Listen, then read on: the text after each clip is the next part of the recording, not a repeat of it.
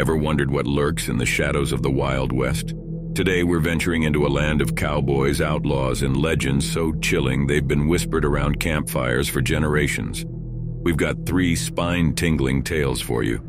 The haunting shadows of Death Valley, the cursed well in Dry Gulch, and the headless horseman of South Texas, known as El Muerto. One of these stories is a bone-chilling truth that has been whispered for generations, while the other 2 are imaginative tales spun from the fabric of folklore. Can you figure out which one is real? If you're intrigued by the bizarre, the paranormal, and the extraordinary, you're in the right place. We explore these mysteries every single day. Don't miss out. Make sure to subscribe to the channel so you never miss when we release a new video. Now, let's begin. Story 1, Death Valley. In the year 1871, a band of cowboys set out for California, dreams of gold and new beginnings fueling their journey. Their path led them through the northern fringes of a barren desert, a place now known as Death Valley. Though the desert was hot, it was not yet the furnace it would become in later years. As they rode through the arid landscape, the cowboys began to notice peculiar shadows in the distance. These were not the shadows of rocks, trees, or clouds. They seemed to materialize out of thin air, and as the men approached, the shadows would vanish, as if swallowed by the desert itself. After the unsettling experience with the shadows, the cowboys rode on, their senses heightened, their eyes scanning the horizon. It wasn't long before they stumbled upon another chilling sight, a body half buried in the sand. The man's clothes were torn, his body covered in scratches and bruises. His eyes and mouth were wide open in a silent scream. His hand was outstretched as if he had been grasping for something, perhaps for life itself, in his final moments. The cowboys exchanged uneasy glances. Whatever had befallen this unfortunate soul was a grim omen of the dangers that lurked in this forsaken desert. They continued on their journey, but the atmosphere had changed. Each man was acutely aware of the shifting sands beneath his horse's hooves, the eerie silence that enveloped them, and the ever-present shadows that seemed to dance at the edge of their vision. On the first night, they made camp, the air still warm from the day's heat. One of the cowboys, a man named Bill, wandered off to relieve himself. Moments later, a blood-curdling scream echoed through the night. The men rushed toward the sound, their hearts pounding in their chests. What they found was a sight that would haunt them for the rest of their lives. Bill was being pulled into the sand as if the desert itself had come alive. Shadowy figures surrounded him, pushing him deeper into the earth. The cowboys lunged forward, trying desperately to pull Bill out. But it was too late. He was gone, swallowed whole by the desert. Panic swept through the group. They realized that the shadows they had seen earlier were not mere tricks of the light. They were malevolent entities, and they had claimed one of their own. As they argued about what to do next, the shadows emerged from the spot where Bill had disappeared. The cowboys ran back to their campfire, hearts pounding. To their relief, the shadows seemed unable to enter the light. They circled the campfire, lurking at its edges as if waiting for the light to die so they could strike again. Morning finally came and the shadows retreated, disappearing into the desert from which they had come. The cowboys marked the spot where Bill had been taken, a makeshift grave in a land of death, and then rode on. They pushed their horses hard, desperate to leave the cursed valley before nightfall. As darkness began to fall, they looked back from the safety of the hills beyond the valley. Below them, they could see the shadows moving, stalking new victims who had unwittingly entered their domain. The tale of that night spread like wildfire, and the desert earned a new name, Death Valley, a place where malevolent shadows roamed, waiting to claim the souls of those who dared to cross their path. And so the legend of Death Valley was born, a chilling tale of a land not just of heat and death, but of unspeakable horrors lurking in the shadows. Story 2, The Strange Lady at the Well. In the dusty town of Dry Gulch, where the sun beat down relentlessly and the wind carried whispers of forgotten tales, there stood an old water well in the center of the square. It was a simple structure made of weathered wood and stone, but it was the subject of many hushed conversations and furtive glances. For as long as anyone could remember, the well had been said to be haunted. Folks claimed that if you ventured near the well after sundown, you might see a strange old woman lurking in the shadows. She was described as having wild, unkempt hair and eyes that glowed an eerie yellow in the moonlight.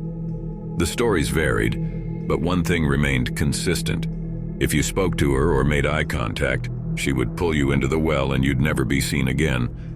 One evening, a young cowboy named Jack, new to Dry Gulch and skeptical of its superstitions, decided to test the legend. Armed with nothing but his bravado and a flask of whiskey, he sauntered over to the well long after the sun had set. The townspeople watched from behind closed shutters and whispered prayers for his foolish soul. As he approached the well, the wind picked up, sending a shiver down his spine. He took a swig from his flask and peered into the darkness. For a moment he saw nothing. Just as he was about to laugh off the whole thing, he spotted her, standing as still as death, her eyes glowing like twin lanterns in the night. "Evening, ma'am," he said, his voice tinged with a bravado he didn't feel. The old woman grinned, revealing a mouthful of jagged yellow teeth. In a flash, her gnarled hand shot out, gripping his wrist with an unnatural strength. Before he could react, she pulled him towards the well. Jack's heart pounded in his chest as he teetered on the edge, staring down into the abyss below. Summoning every ounce of strength, he managed to break free, stumbling backward and collapsing onto the ground. The old woman let out an ear-piercing shriek and vanished, leaving Jack alone and trembling beside the well. Jack laid there for a moment, unable to move from the shock and recovering his strength. He was covered in sweat, mentally scarred, but alive. He had escaped death. As he pulled himself up from the cold earth, he felt a cold, bony hand grip his shoulder from behind. Before he could turn around, he was yanked back, flipping backwards over the well wall and tumbling headfirst into the dark abyss of the well. His scream echoed through the night, swallowed by the depths below. The next morning, the townspeople gathered around the well, their faces etched with concern and fear. When they peered into its depths, there was no sign of Jack. It was as if he had vanished into thin air, another victim of the haunted well and its ghostly guardian. The town council debated sealing off the well to prevent further tragedies, but they were faced with a grim reality. The well was the town's only source of water, and without it, life in Dry Gulch would be unsustainable. They were forced to make the harrowing choice of living with the curse, a necessary evil for the sake of survival. And so, the legend of the well in Dry Gulch lived on, a chilling reminder that some tales are best left untested. The townspeople went about their lives, always making sure to avoid the well after dark, lest they too be pulled into its haunted depths. Story 3: The Legend of El Muerto. In the rugged landscape of South Texas, where the air is thick with the scent of sagebrush and mesquite, a tale has persisted for generations that chills the bones of ranchers, cowboys, and travelers alike. This is the haunting legend of El Muerto, the headless horseman of South Texas. The story unfolds not in the realm of pure folklore, but in the blurry intersection between history and haunting fact and spectral speculation. The year was 1850, and the vast stretches of South Texas were a land rife with lawlessness. Rustlers, bandits, and outlaws prowled the open plains, taking advantage of the sparse population and the limited reach of the law.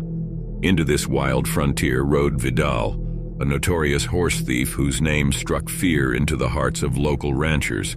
Swift, cunning, and utterly ruthless, Vidal had amassed a small fortune by stealing prized Mustangs and selling them across the Mexican border. Despite his nefarious activities, Vidal was also known as a man of particular tastes.